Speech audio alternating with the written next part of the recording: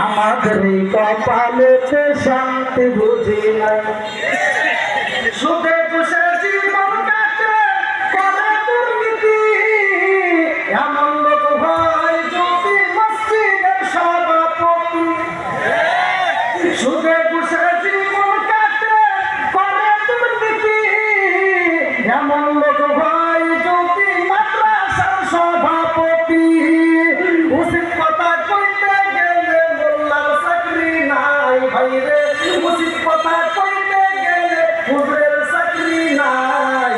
আমাদের কপালেতে শান্তি আপনারা যদি